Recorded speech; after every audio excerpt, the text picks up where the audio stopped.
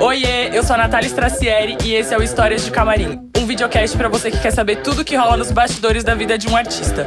E hoje estou aqui com meu amigo Niper Boaventura. Oi. Músico, locutor, enfim, dançarino, hidratado, entendeu? Dançarino, sapateado. Um homem hidratado. Antes de começar a nossa conversa, eu ia dar o mimo da Babi pro Niper, só que… O que foi, Natália? Eu derrubei os docinhos no chão.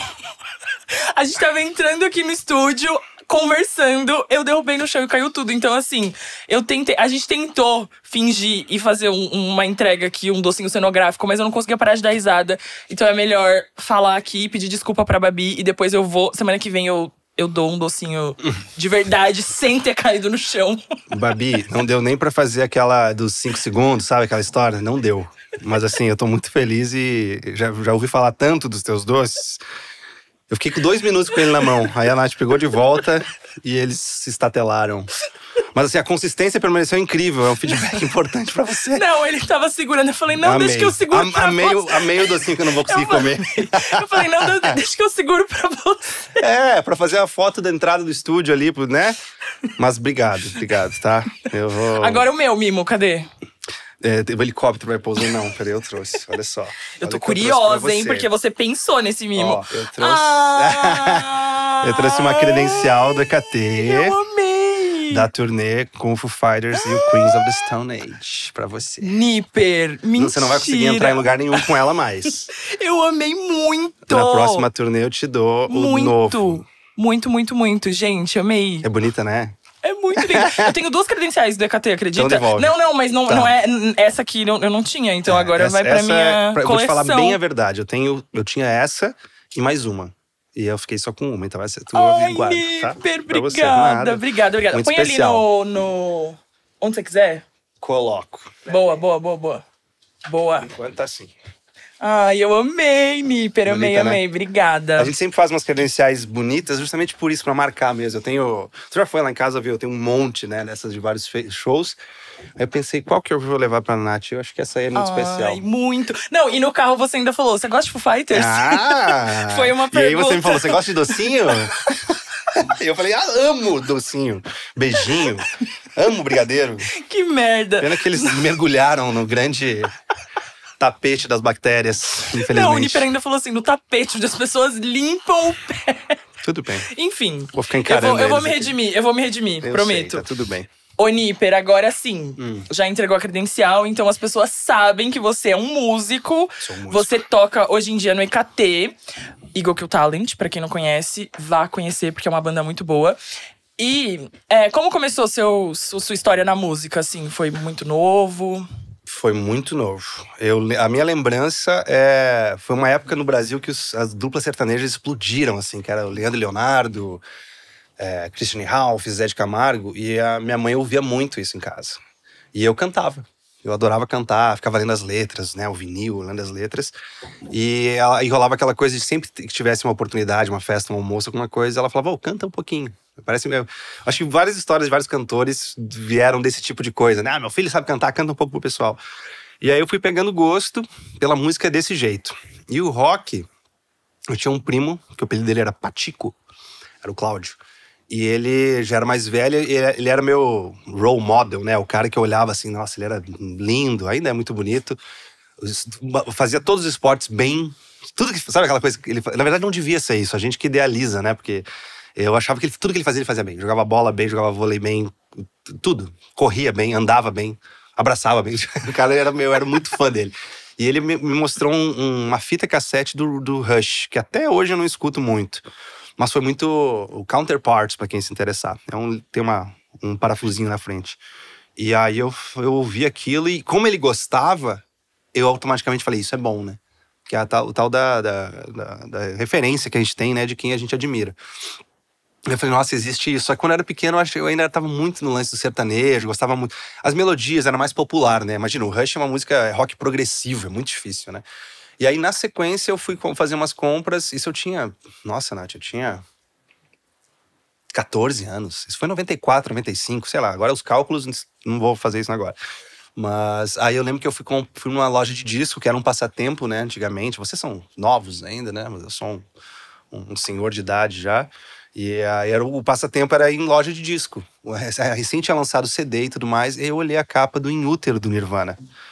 E era uma fita cassete que não, hoje em dia tá voltando e tal, mas o encarte dela se abria, assim, a nossa sanfonada, assim, né? E eu comprei porque era legal. Muitas pessoas do rock, por exemplo, Iron Maiden, por exemplo, tem uma história muito grande por causa disso. As pessoas, eu quero um disco de rock. Aí olhava o Ed, né? Aquela imagem e compravam. Você tem até hoje a fita? Não sei. Preciso olhar nas minhas não, caixas lá. Não, é uma relíquia. É verdade. E eu lembro que eu ouvi aquilo e aí dali começou. Aí começa... A adolescência começa a chegar, a escola, né? O Raimundos teve uma participação muito forte nisso. Foi uma banda que cantava em português, eu entendi o que eles estavam falando. E tocar mesmo, um instrumento mesmo, foi um pouquinho depois dos Raimundos, assim. Que aí apareceu o Nevermind, né? Do Nirvana. Já estava lançado na época, mas chegou em mim muito depois, né? E aí eu tive acesso ao primeiro... vou ter uma banda, uma coisa de adolescente. Ali começou a... E você... E você logo se interessou por baixo? Tipo, qual foi o primeiro instrumento que te chamou a atenção? Foi. Eu sempre fui o cantor dessas bandas na adolescência, né? E aí sobrou, eu tinha um amigo chamado Fabrício e outro Eduardo. Foi a minha primeira banda. Chamava Injeção Letal. O letal com TH. Letal. E ele já tocava guitarra, fazia aula de guitarra. E ele fazia aula no mesmo professor que eu procurei depois. Então a gente se encontrava meio ali. A gente jogou vôlei junto num clube lá em... Eu fui jogador de vôlei, não sei se as pessoas sabem disso. E aí a gente jogou junto, ele era levantador. A gente ficou muito amigo nessa época. Tinha um baterista e faltava o baixista. E na época era estranho, né, pensar. Estranho na minha falta de informação, né? Porque era muito comum, na verdade. Um baixista cantor. Tinha o Humberto Gessinger lá no Sul, que era um baixista cantor. E eu falei, por que não, né? Aí foi o que sobrou pra mim o baixo. E eu me apaixonei pelo baixo. Eu fiz algumas aulas com o Serginho lá em Erechim. E aí segui com o baixo. Aí depois de muito tempo, eu sempre gostei muito da guitarra, né?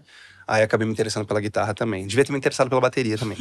Pelo violino, pelo cello. E a história com a sua primeira guitarra? A primeira guitarra foi... Eu era digitador da Previdência Social. Eu ganhava... Era um estágio, né? Eu ganhava R$145, Nath. Caraca. Eu vivia com a minha mãe, né? Então, na verdade, eu não precisava desse dinheiro pra viver. E ela falou, não, é seu esse dinheiro, R$145. Aí, em Erechim, tinha uma loja que chamava Pedrinho Instrumentos.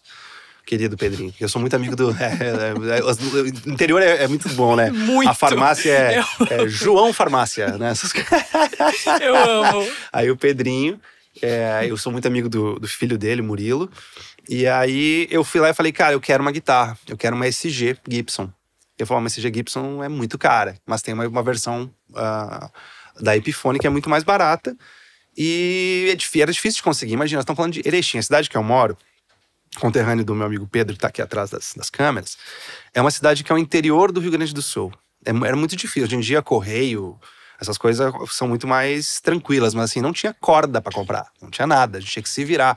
Aquelas histórias de ferver as cordas pra tirar a ferrugem, isso eu já fiz muito na minha vida, né? Hoje em dia eu tenho o privilégio de ter como comprar isso e chega, né? E aí eu fui lá e falei, eu quero essa guitarra, e já era por causa do Black Sabbath, por causa do Tony Iommi, era uma SG preta, aquela dos chifrinhos assim. E ele falou, vou tentar achar pra você. E ele achou, e custava tipo R$800 na época. E eu falei, tá, eu não tenho esse dinheiro. Ele falou, quanto você ganha? Quanto você tem? Eu falei, eu tenho todo mês, eu tenho R$145. Ele falou, eu vou fazer a prestação dessa guitarra, R$145 pra você. Então, olha esse gesto, que eu sou grato até hoje. E assim, o Murilo, que é o filho dele, sabe disso. Eu fiz um videozinho disso até se as pessoas ainda acessam o Facebook, deve estar lá. Que a história dela... Eu troquei ela depois de um tempo e eu recuperei ela há uns 5 anos com o Ivan.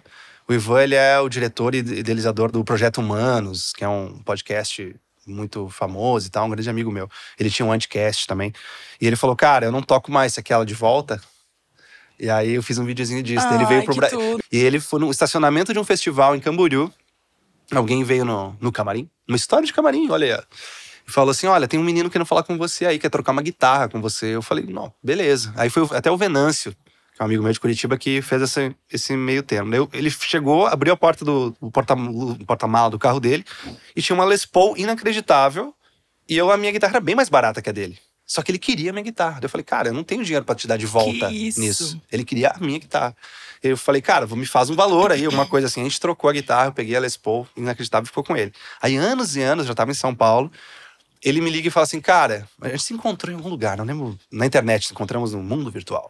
E aí ele falou assim, cara, eu quero você quer a guitarra? Eu falei, quero. Porque eu mapeei ele, eu continuei conversando com ele pra não perder ele de contato, porque um dia eu ia comprar ela de volta. Era um objetivo meu.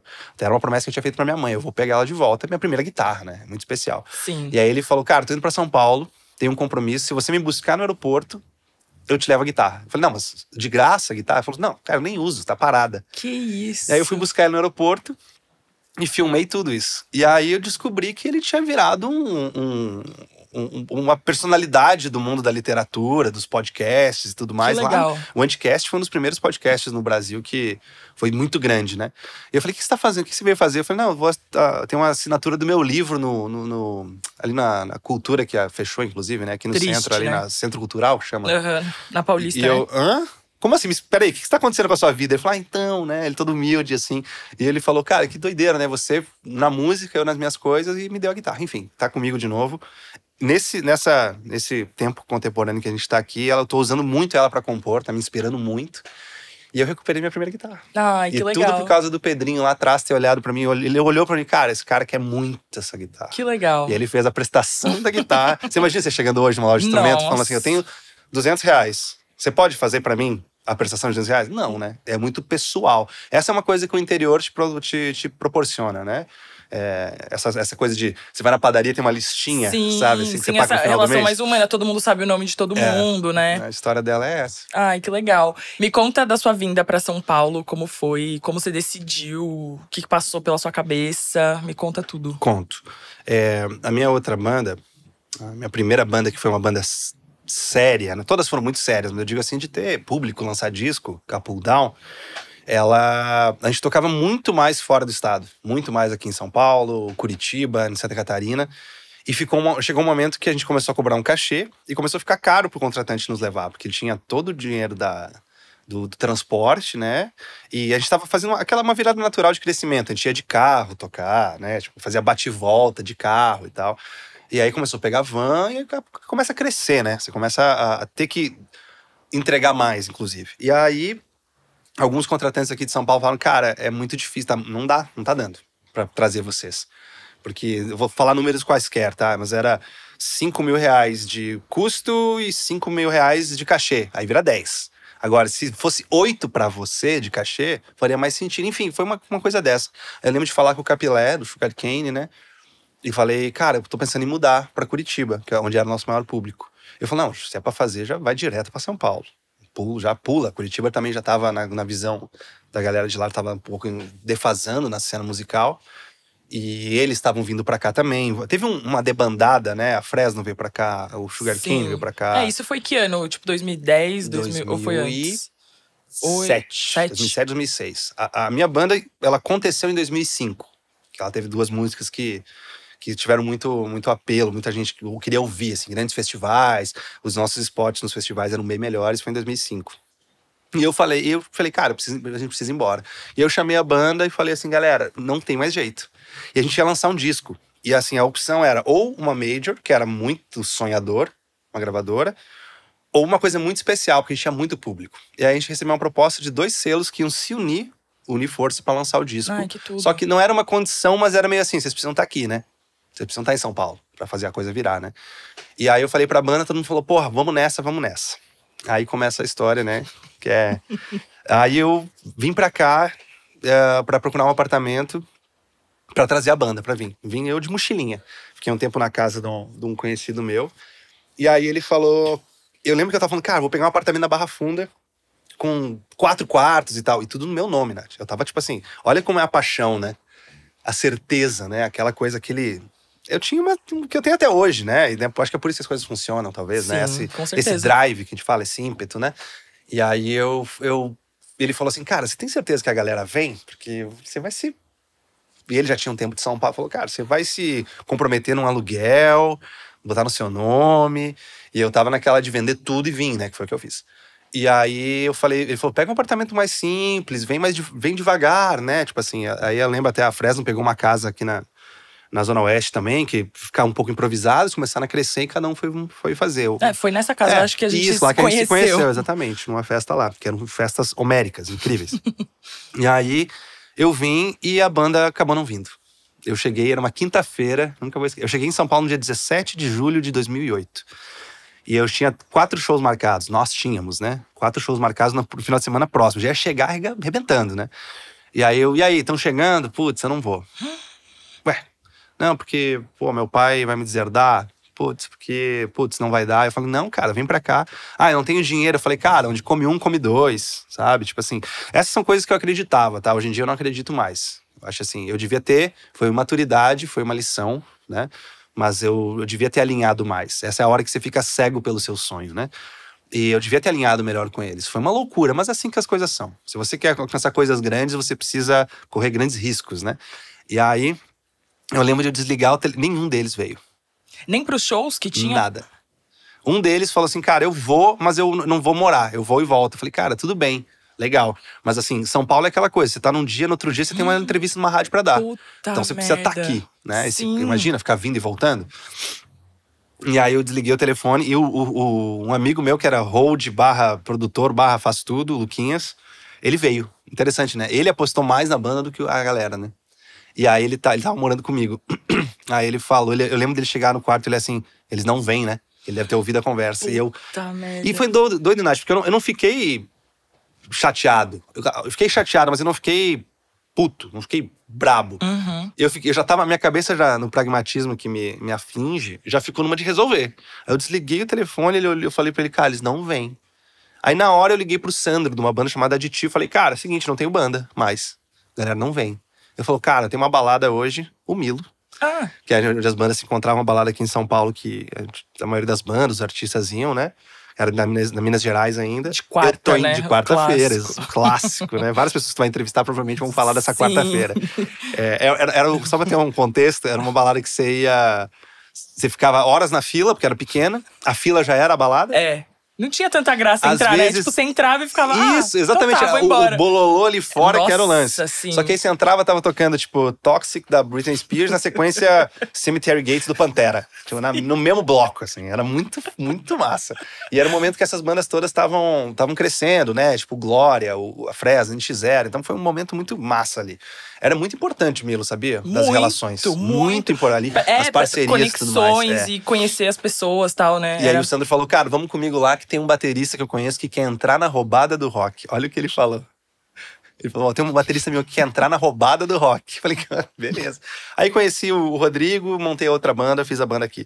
Mas assim, foi muito legal. A gente conquistou, tocou, fez muitas coisas, mas perdeu o cerne, né? Perdeu a... É muito difícil, né? Mudou. Já é difícil sair uma pessoa da banda, imagina sair em 3, né?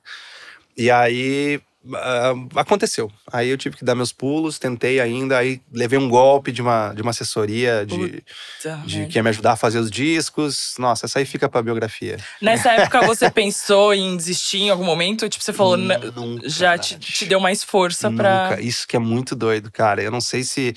É que quando você é jovem, tem uma… Não que eu não tenha essa energia hoje, porque eu tenho ainda. Mas assim, é comum, né? Acho que é mais raro você ter esse discernimento. Mas meio que eu não tinha outra opção. Até eu fiquei questionei com a minha terapeuta, porque o que eu tinha não era nem certeza e confiança. Eu não sei dizer o que é. Porque se você parar pra pensar, e até recentemente, né, o que o Will e o Talent tem passado, na pandemia e tudo mais, se você parar pra pensar mesmo, era muito mais inteligente, digamos assim, parar. Uhum. E falar, cara, o que eu tô fazendo com a minha vida? Mas eu não tenho opção, Nath. Eu não tenho. Sabe, não passa na cabeça nesse momento. Por isso que até porque eu te falei, o lance, quando os caras falaram aquilo, eu podia ter chorado, podia ter, sei lá, desistido, voltado, mas assim, eu já tinha vendido tudo, já tinha dado tchau pra todo mundo, né? E vim. Eu lembro que minha mãe, muito sábia, né, falou assim, olha, você sabe que você vai passar uns perrengues, né? Tipo assim, eu falei, mãe, eu tô disposto a comer pão com mortadela mesmo, porque eu acho que isso é importante também. E ela falou, tá bom, eu vou estar sempre aqui. Porque eu tinha, cara, eu morava num apartamento bonitinho. Tinha um relacionamento muito legal na época. Meu pai tinha se reaproximado da minha vida. Eu tinha um carro massa. A vida tava, tipo, no conforto, que é um inimigo também, né? Conforto é um inimigo, né?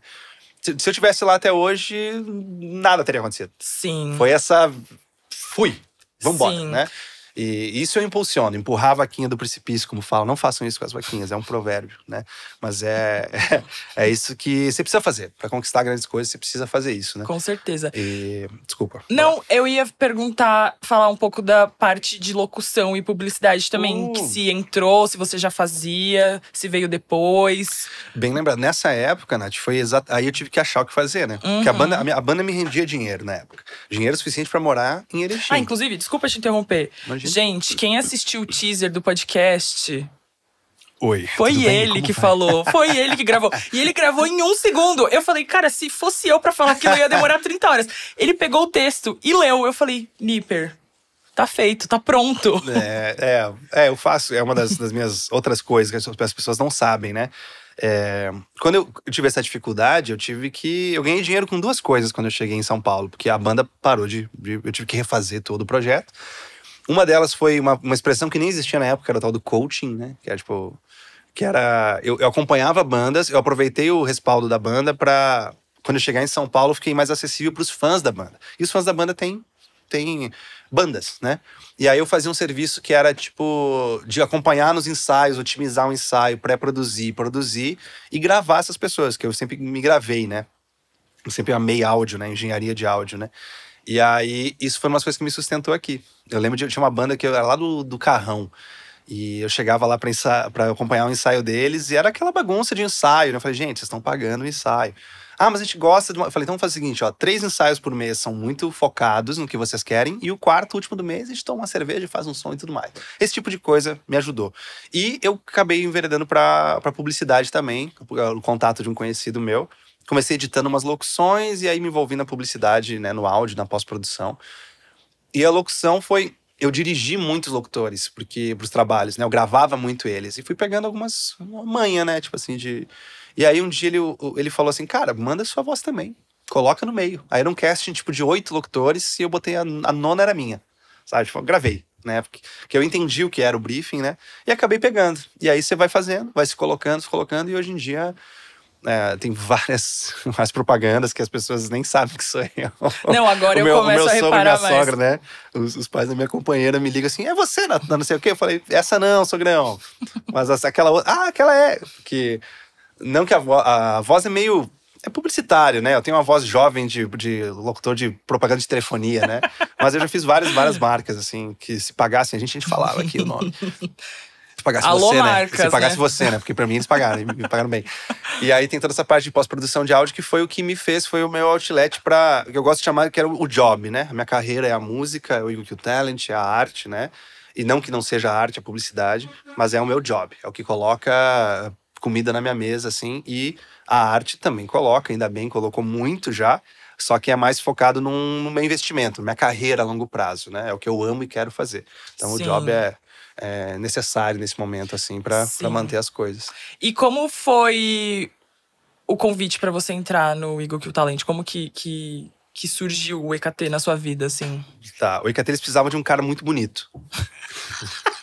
Né, que teve um papo da banda ser uma boy band, né? De ter sido montada. Eu adoro essas histórias, eu amo. Criem mais. Eu travei aqui.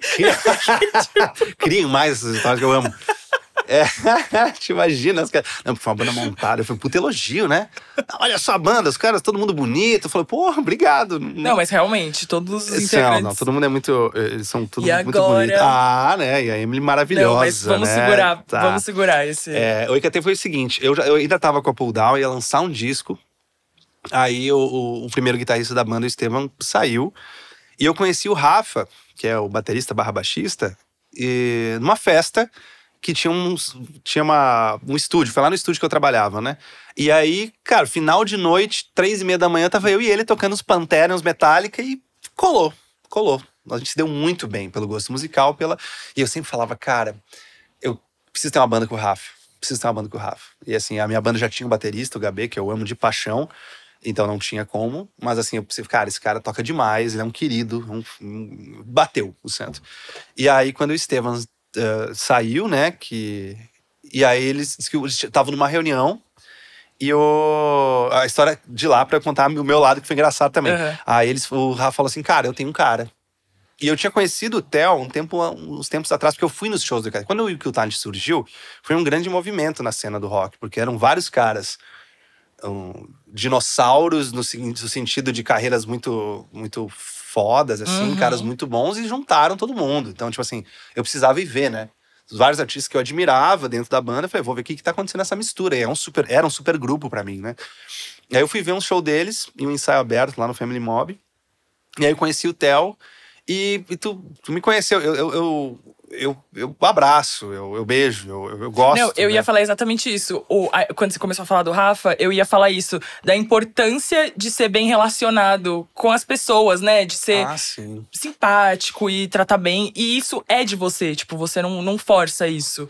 E, nossa, lá atrás, você falou do seu primo, que foi sua inspiração em muitas coisas. Você falou do abraço dele. Aí eu até ia colocar isso. Eu falei, será que seu abraço veio olha que dele? doido. Porque seu abraço é realmente forte, assim. Não, e eu amo, porque eu gosto de abraçar as pessoas, né? Mas quando você falou do abraço dele, eu falei, será que o abraço do Nipper vem de lá? Pode ser mesmo, verdade. Olha aí e minha mãe também era muito carinhosa, meu pai, todo mundo. Eu tive uma família quebrada, no sentido da tradição, né? Mas assim, todo mundo que ficou perto de mim, muito carinho. Eu fui criado por 2 mulheres maravilhosas, isso também eu acho muito importante, né? Tive essa presença. Inclusive, meu pai fala, né? Meu pai, do alto da sua modéstia, ele fala assim, cara, você só é isso por causa da sua avó e da sua mãe. Porque você, né? E eu não tive uma figura paterna presente, né? Tive, talvez, o Patico e meu tio Cláudio tenham tido essa parte do homem, né? Essa minha relação, mas assim, eu devo tudo à minha mãe e minha avó, né? Essa sensibilidade talvez, provavelmente veio delas, né? Sim. E aí eu lembro que quando o Rafa falou isso, o Theo falou assim, cara, esse cara é aquele cara que veio aqui, não sei o quê. Pô, o cara é mó legal, uma energia boa.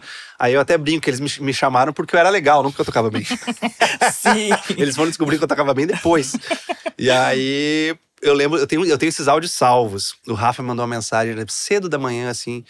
O áudio fala mais ou menos assim, Nipper, cara, surgiu uma situação e com isso uma oportunidade. Isso ele falou assim.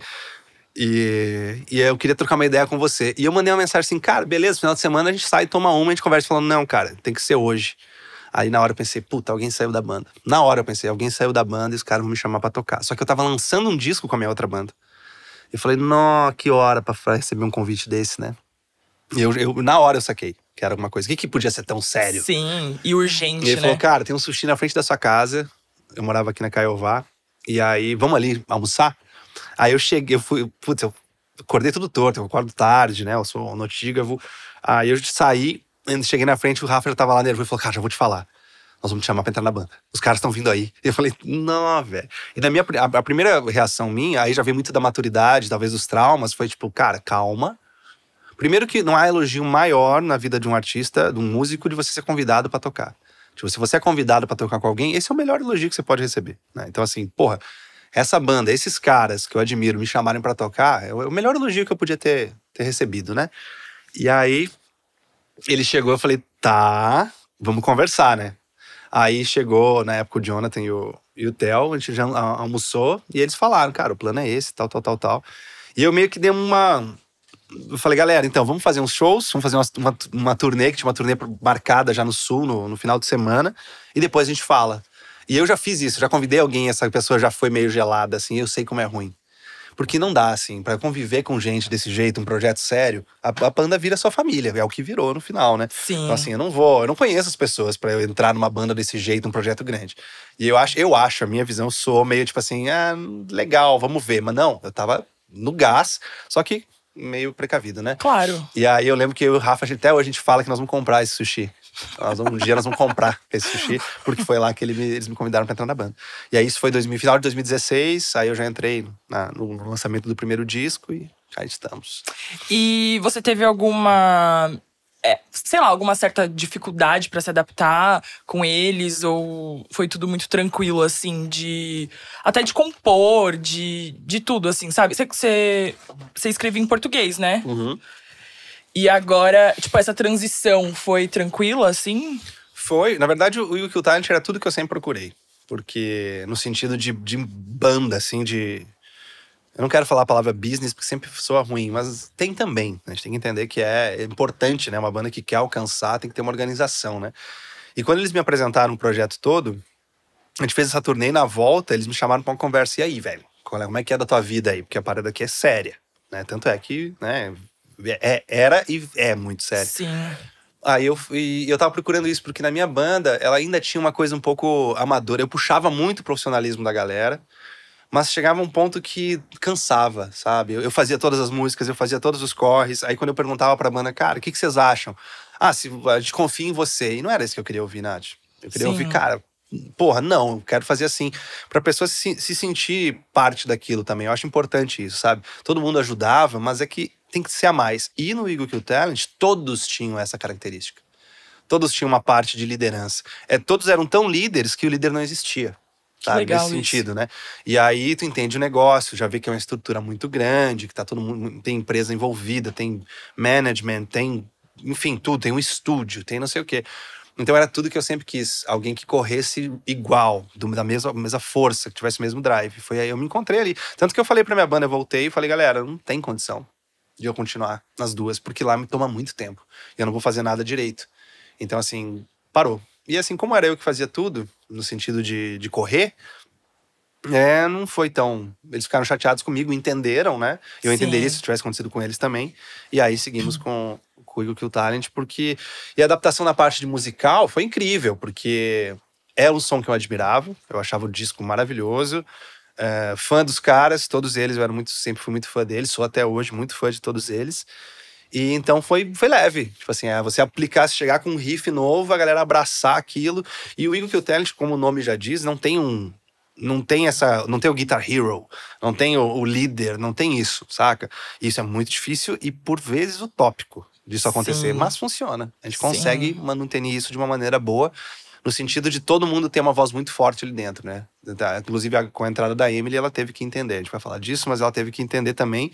O que é muito legal, né? Tipo, ela chega e já fala, você é da banda. Ônus e bônus, né? Tipo assim, todos, né? É bem interessante o formato ali. E funcionou. Tem funcionado. Bom. E tem alguma história engraçada de backstage? Eu fui num podcast um dia e a host derrubou meus docinhos. Porra, eu tava achando que você ia falar de verdade. Mas essa eu conto em outro podcast um dia. Eu não vou falar quem foi. Vou chegar, então, eu fui num podcast um dia de uma amiga minha. Histórias. Tá, quando eu tava vindo pra cá, eu tava lembrando, né? Porque histórias de camarim, eu achei né? Que você ia falar de novo do doce. Quando eu tava vindo pra cá. Caíram uns assim, o cara não para, né? Eu tava lembrando de algumas coisas. E tem uma que aconteceu no Rock am Ring, na Alemanha. A banda chegou, e aí tem uma pessoa que sempre nos recebe, né? Tipo assim, como se fosse um diretor do backstage, um hospitality. E aí, cara, ele foi buscar a gente onde param os ônibus, as vans, e pra nos mostrar o caminho pra ir até o camarim, né? E, cara, a gente chegou. Aí, o que aconteceu? Todo mundo olhou pro cara e todo mundo ficou quieto, assim. Tipo, ok. Por aqui.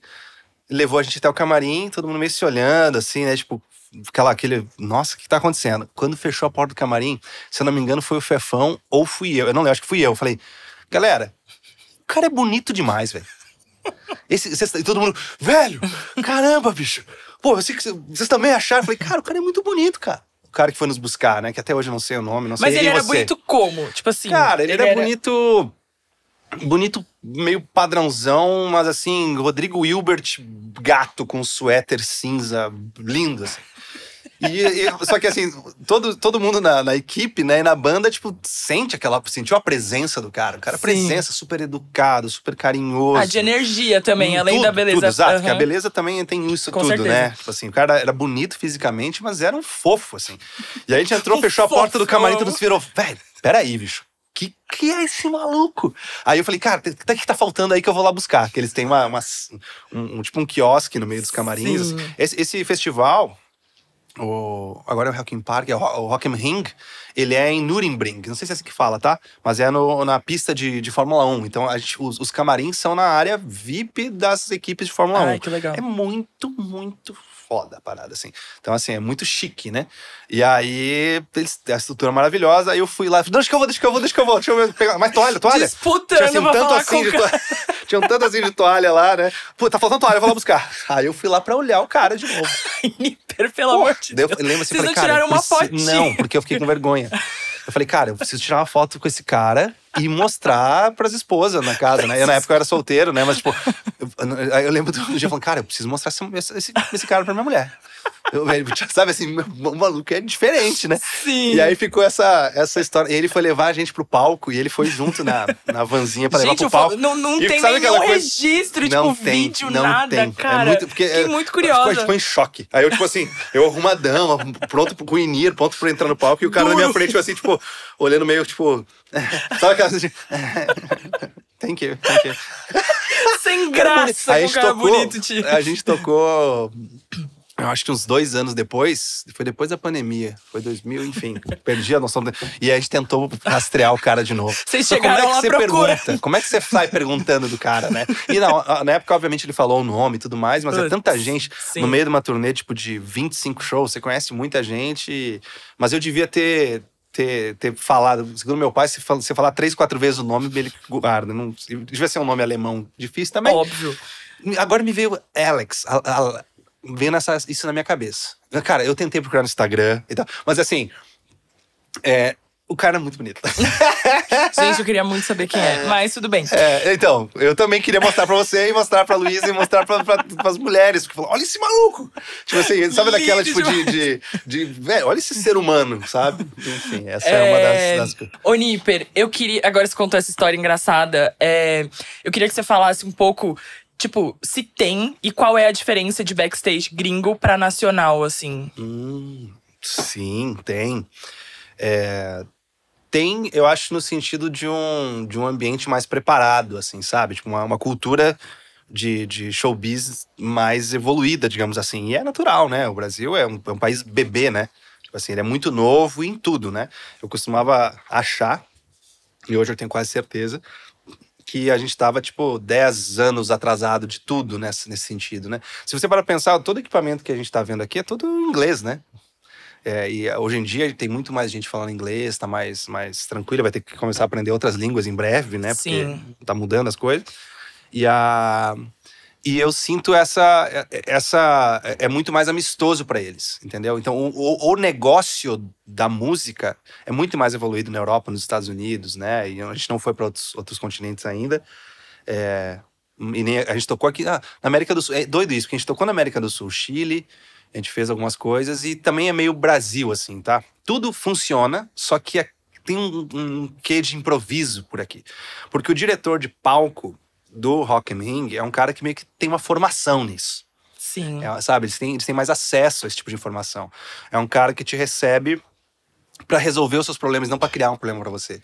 No Brasil tem muita gente muito boa agora, aparecendo, né? E todo mundo muito interessado em fazer do jeito certo, só que às vezes não tem recurso mesmo. Normal, como qualquer aventura, né?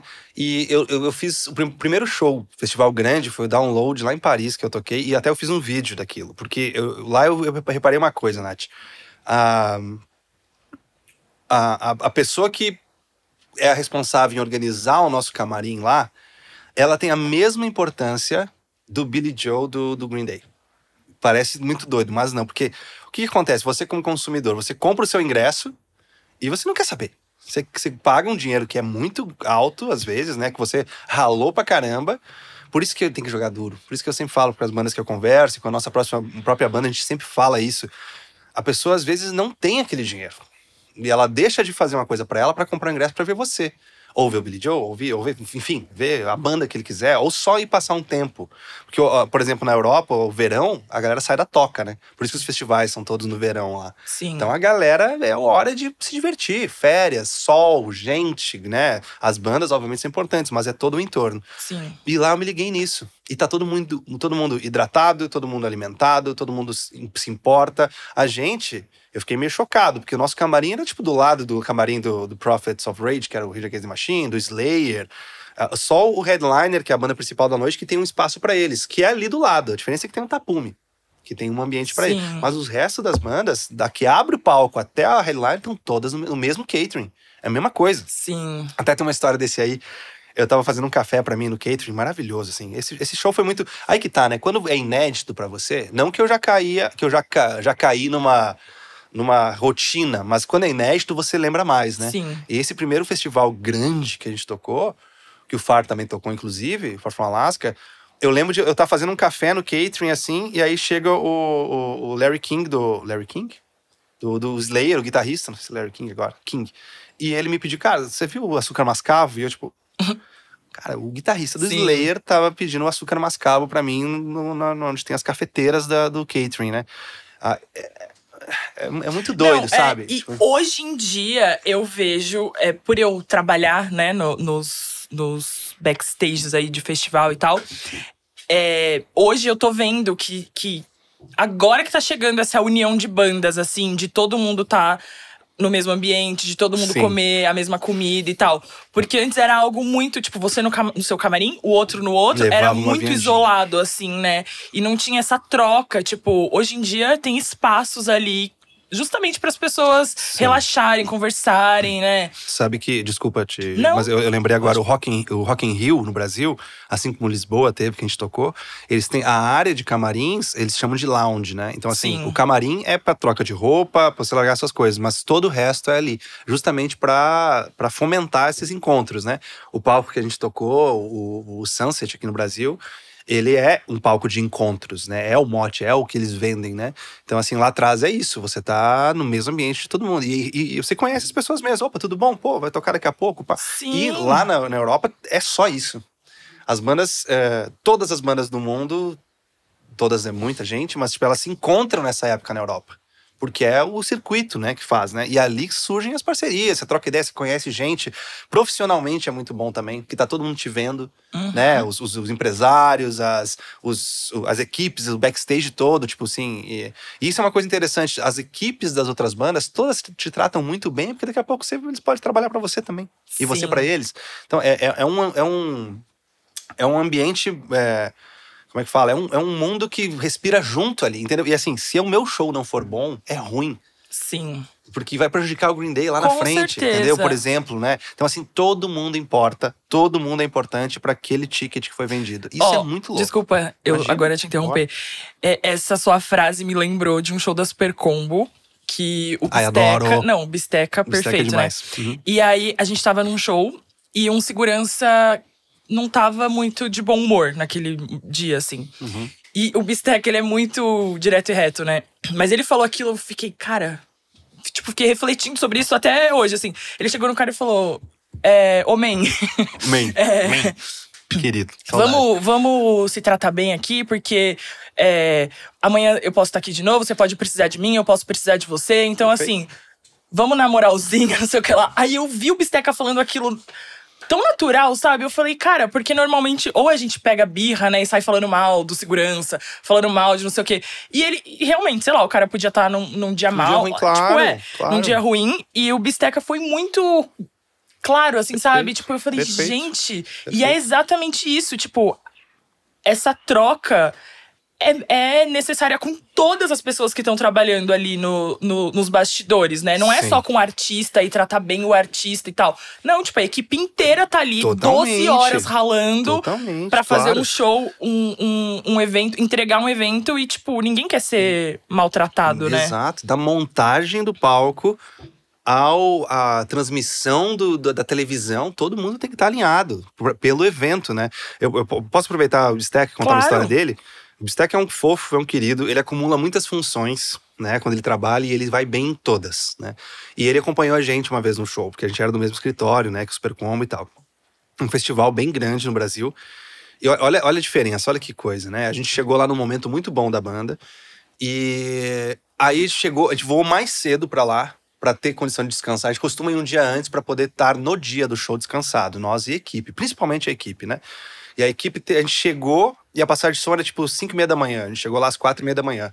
Aí tomaram café e foram pro local do show pra começar a montagem. E eu cheguei, eu ia dormir um pouco, almoçar e ir pra lá, a banda, né?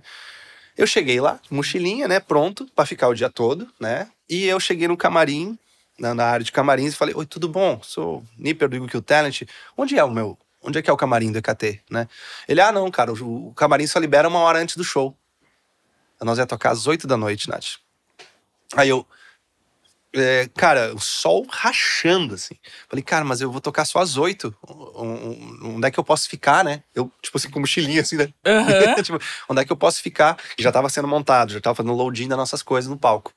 2 palcos gigantes, um do lado do outro. Tem que estar muito alinhado pra funcionar, Sim. cara. Os portões iam abrir em 2 horas, né? Nós tinha que passar som ainda.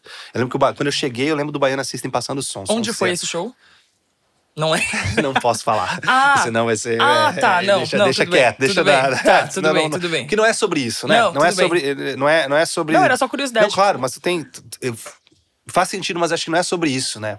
Não é, tipo assim, claro que eu posso te falar, mas é sobre o geral. Isso aconteceu várias vezes, em vários lugares, e não só no Brasil. Mas assim, olha só que situação curiosa. Onde é que eu fico? Ele falou, cara, não tem.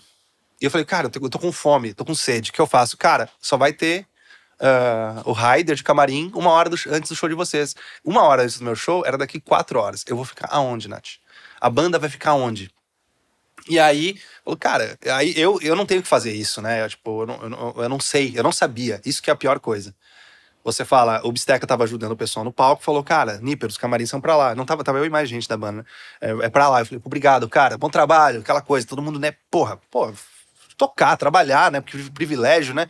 Beleza, já se falamos, se precisar, me chama aqui. Bom, que eu só queria sentar, largar minhas coisinhas e tal, botar um boné, botar um protetor solar e trabalhar, né? Passar os creminhos, gente, porque o Nipper é conhecido por ser um homem hidratado, da mão macia, entendeu? Não, a Fernanda, antes da gente ter esse contato tão próximo, a Fernanda falava, pega na mão do Nipper, cheira aquele homem que ele é cheiroso. Eu falei, Fernanda de Deus, como é que eu vou chegar pegando na mão do... Eu cheiro no pescoço do brother. Oi, tudo bem?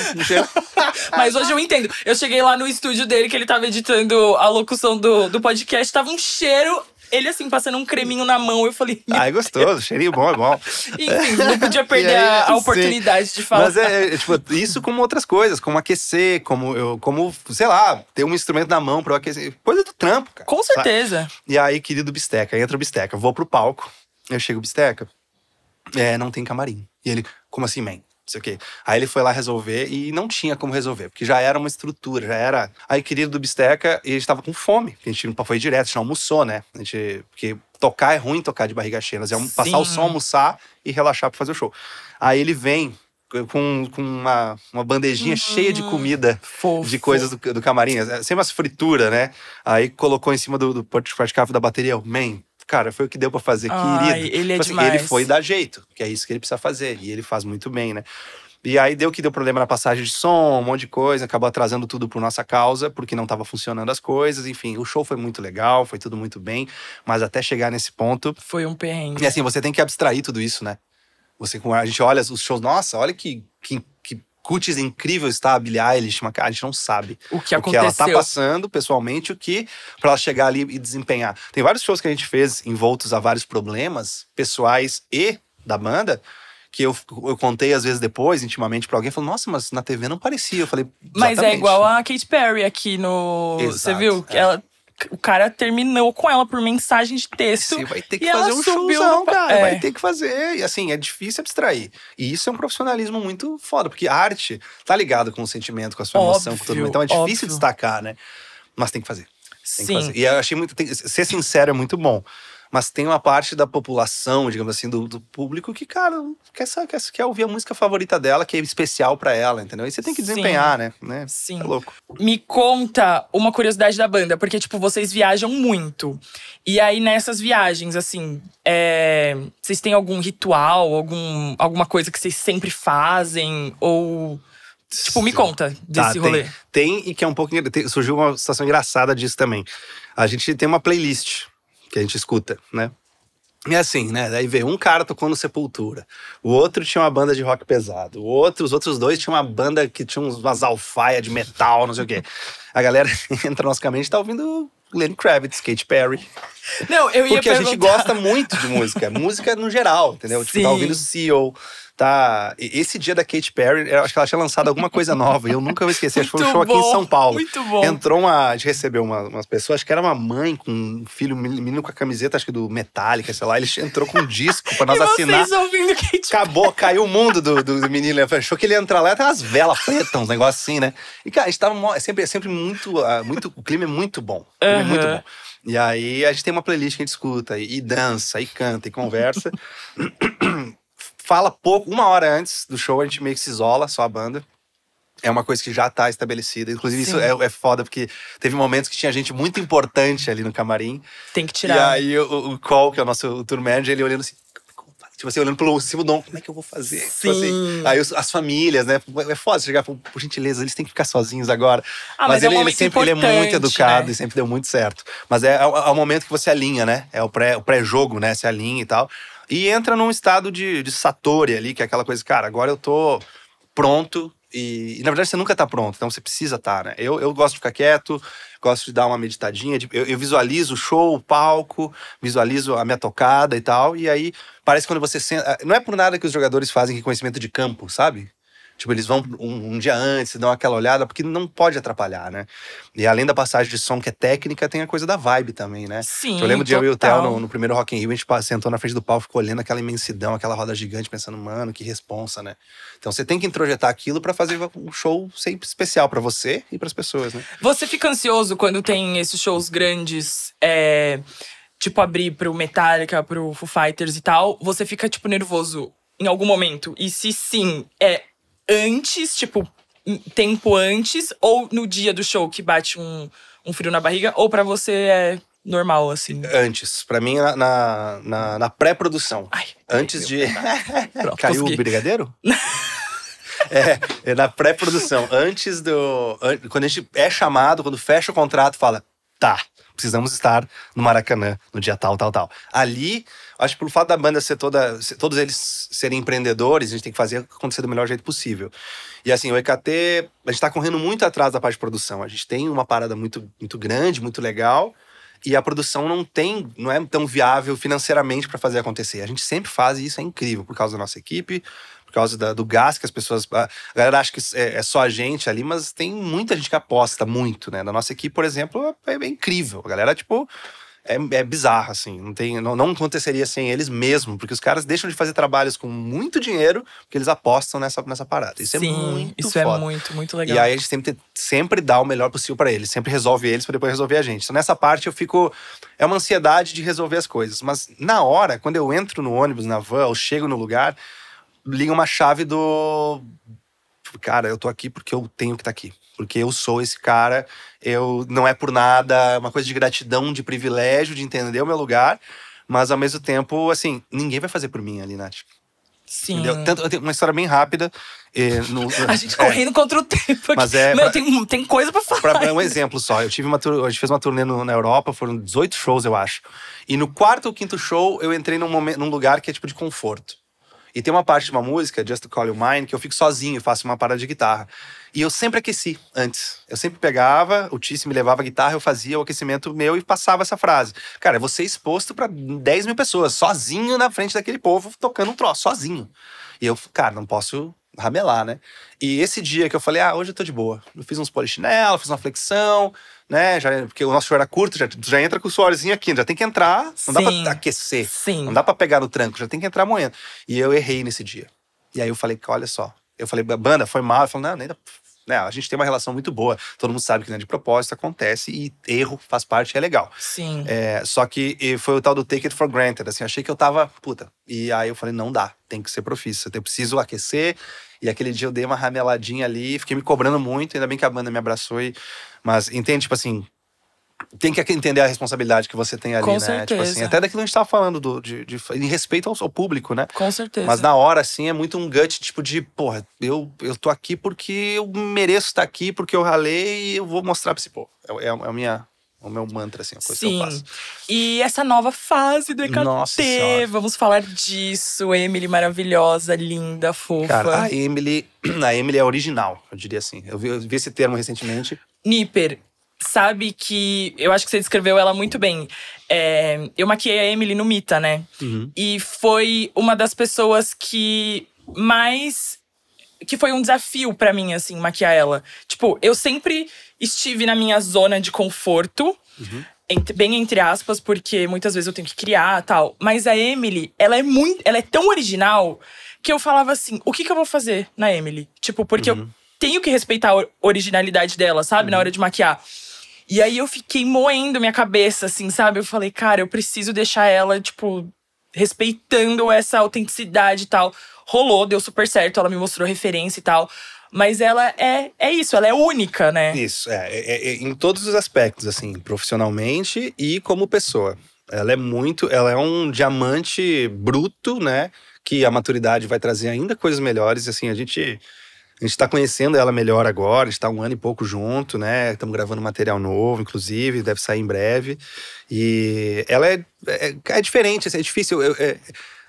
A primeira vez que a gente tocou com ela já foi num palco nos Estados Unidos, que os caras chamam do Rock in Rio deles lá, e foi inacreditável. A primeira entrevista que a gente foi dar na sequência, a gente tava falando, esse é o nosso primeiro show nos Estados Unidos, o cara fez assim, numa bateria de imprensa, né, daí ele falou, é o primeiro show da Emily, ele parou o gravador assim. Falou, o quê? Como assim? Isso que vocês fizeram agora é o primeiro show de vocês aqui? E o primeiro show dela aqui com vocês? Como foi? Eu falei, ela entrou na banda faz 1 mês e pouco. Entrou na banda, ela tinha sido convidada, depois ela entrou na banda na sequência, né? Tipo, oficialmente, digamos assim. E ele falou, não, peraí. E o americano gosta do storytelling. Ele falou, cara, eu sou o primeiro cara que vocês estão conversando. Tipo assim. Sim. E aí ele, não, peraí, vamos falar sobre… Aí disso… Aí a gente viu o quão impactante tinha sido. Porque a Emily ela é original. Ela é tipo assim… Ela tá feliz, ela tá triste. Não tem máscara. Parada assim, tipo assim, ela é… E profissionalmente é bizarra, viu? Parada, a gente tem gravado agora com ela, trabalhado compondo com ela. Ela abre a boca e tem uma influência muito forte, que algumas coisas que a gente não tem. Quando ela abre, junta essas duas coisas, a parada é surreal, assim. Então a gente tá muito… agora tem uma ansiedade de banda que tá começando. São músicas diferentes, né? É um momento novo, eu não vejo a hora das pessoas ouvirem e sacarem, assim. Eu vou focar que você já ouviu um pouquinho. Não, então… E eu… Nossa… Assim, a reação da Nath foi muito legal, assim, não, sabe? e assim, eu fui no ensaio que vocês fizeram também, sim. né? Quando a Emily entrou, tipo, começou a cantar, eu falei, não, nossa. Pra dar um contexto pra galera, cara, foi um ensaio, não, só pra, desculpa eu, não, pra dar um contexto pra galera. Esse foi um ensaio que a gente fez pra revelar um novo vocalista pra esses shows.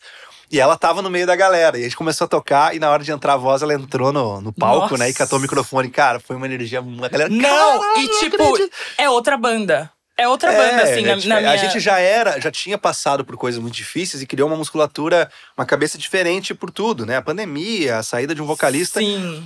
E aí, a gente já tava com uma cabeça diferente da vida, né? Porque a arte é reflexo da nossa personalidade ali, né? Aí chega ela pra somar. Nossa, não. Tá incrível, bizarro, tá muito legal. Bizarro. Tá muito legal. Me fala um spoiler. Qual que é a sua música nova favorita? Que ninguém sabe ainda do nome, você vai falar agora. É verdade. Pela primeira vez. Hoje, a gente começou a ensaiar essa semana, né? Pros shows que a gente vai a turnê com o Evanescence, como você quiser. E muito privilegioso isso, né? Voltar agora com um disco novo, com músicas novas e uma turnê dessa é muito legal. E eu acho que é Finding Freedom o nome da música. Inclusive uma letra muito foda pra mim, assim, que é meio que é meio minha história, assim, né? Tipo assim, eu recebi de presente essa música deles, assim, né? Então, assim, eu me identifico muito, mas… ontem foi a primeira vez, depois de muito tempo que a gente tocou, depois de ter gravado ela, então deu uma energia boa, assim. Então, hoje é essa, Finding Freedom. Depois, mas tem outras… A entrada da Emily também te fez mudar, tipo, o seu estilo, assim, né? A sua vontade de se maquiar mais e tal. Ou você acha que não? Você acha que… Eu acho que sim, porque… É isso que eu tava falando, foi um movimento… de todo mundo, assim, eu acho, sabe? Porque meio que soltou um pouco, assim. A minha parada do visual tem muito a ver com a minha parte psicológica, né? Eu comecei a fazer uma terapia, tratamento e tudo mais, que a pandemia foi muito dolorosa. Eu perdi minha mãe em 2021. Então você começa meio que a entender a vida diferente, assim, né? E eu sempre fui assim, por que não? A minha parada sempre, por que não? Se você fizer qualquer proposta, a primeira coisa que eu penso nunca é negativo, assim. Eu tento que seja, porque é difícil, porque a nossa mente vai pra onde Sim. ela vai, né? A gente não comanda. Mas assim, por que não? Aí eu lembro, tipo assim, da relação com a maquiagem, de ser… Eu gosto muito de produzir, de escrever roteiros e tudo mais, que eu já te mostrei. Eu amo criar arte nesse lado. No EKT eu sempre tento colaborar muito com essa parte. E eu falei, cara, seria muito… A Emily trouxe, seria legal se fosse diferente, porque ela já traz isso. Eu falei, putz, eu também acho. E aí começou, né? O lance, tipo, pintar o cabelo. Eu falei, cara, eu ainda tenho um pouco de cabelo. Se eu não pintar agora… Né? Não, mas daqui a pouco, ótimo. se ficar ruim, eu rapo. E eu ainda entendeu? sou a favor de ter cor nesse cabelo. A Amy me pintar falou de lilás, ontem. Ontem ela falou, cara, já falando com o meu cabeleireiro pra gente fazer uma parada, você topa? Eu falei, óbvio que eu topo. Ai, Nipper, vai Óbvio. ficar tudo. E aí, tipo, pintar unha, eu não pintei Sim. agora, mas, tipo assim, é uma coisa que eu faço. A Luísa também, né, minha companheira, ela sempre me incentiva. E assim, Sim. por que não? Sabe? Sim. Começa por aí, por que não?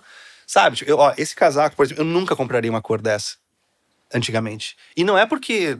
Eu sempre gostei de preto, eu sempre fui meio Seu Madruga, sabe? Calça jeans, camiseta, sabe? Sim. Essa coisa.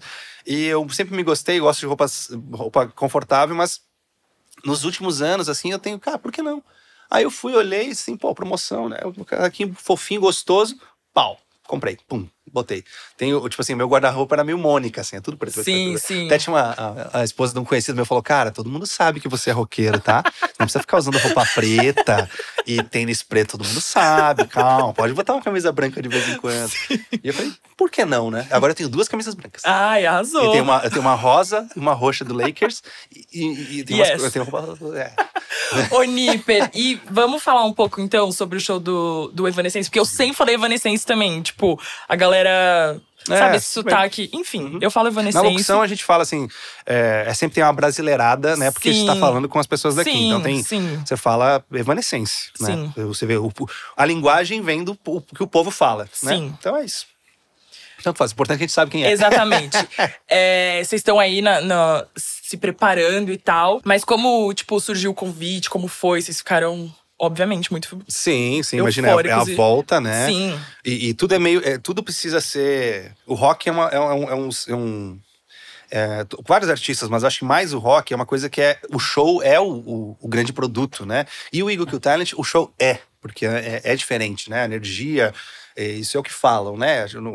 A grande experiência do Kill Talent é ao vivo. O disco é incrível, os clipes, os vídeos, Nossa, mas ao show vivo realmente é diferente, né? É um troço.